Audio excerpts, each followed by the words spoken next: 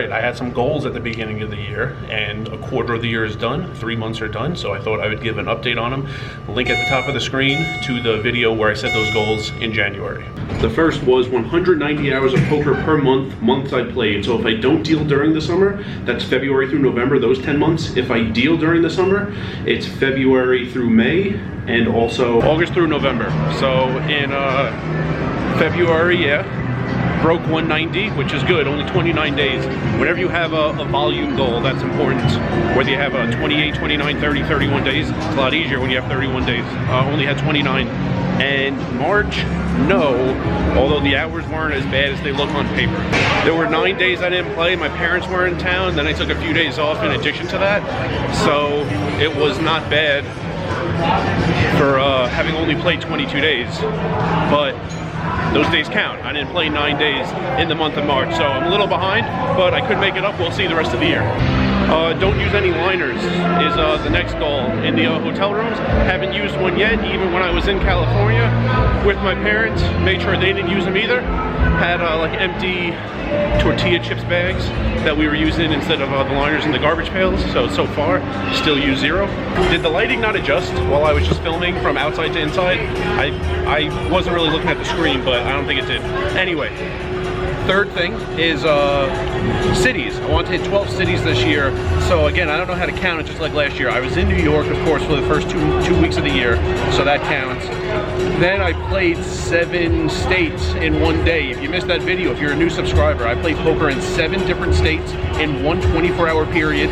Link to the first of that 3-part video series at the top. So I think it's fair to count that as 2, especially because Connecticut was parts of 2 calendar days. I drove in, I played a session at Mohegan before the next day starting that challenge of 7 states in one day in Mohegan, and then I finished in Atlantic City, and then I took like a day off to decompress after all that. So I was in Atlantic City for a few days, and I showed the Wawa and the supermarket nearby to kind of show you, if you're taking a trip there, how to have it be a little more convenient and have more food options, and maybe spend a little less money on food. So I feel like at least two of those 7 should count. That brings the total up to 3. Then I feel like Windstar should count, Thackerville, Oklahoma. I played a session there.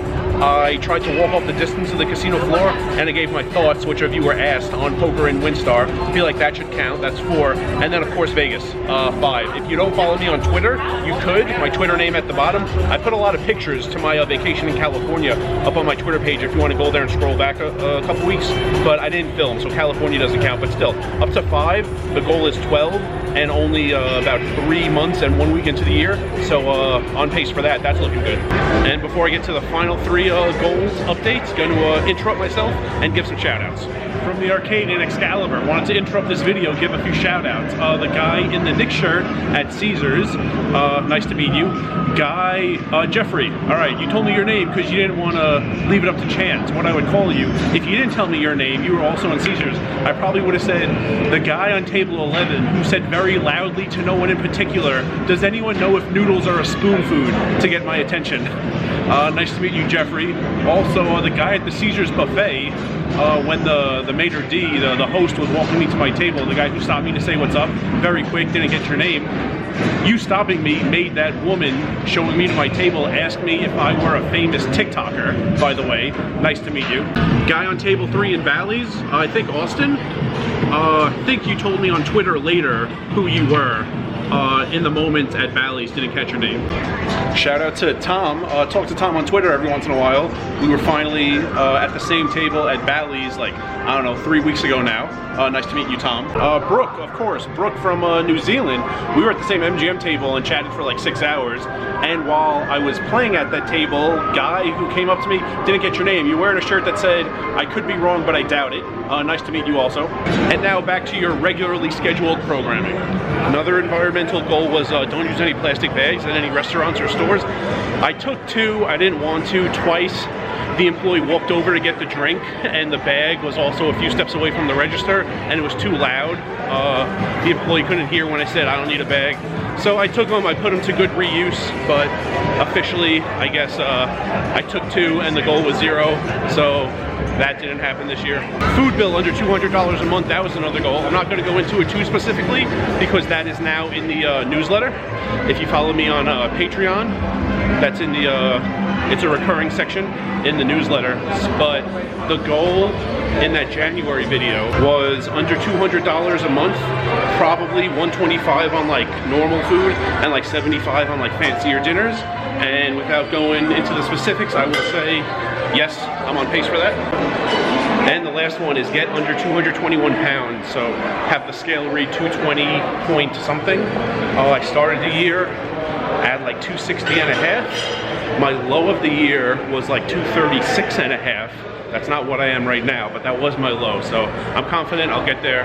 Had a lot of progress in the first 2 months of the year. And I am looking for a place called the Nook back here in the Linq somewhere, where I heard you could use your drink vouchers for a milkshake, because Guy Fieri's chicken place, and Caesar's Palace calls milkshakes a food. You can't use it, so that's where I'm walking.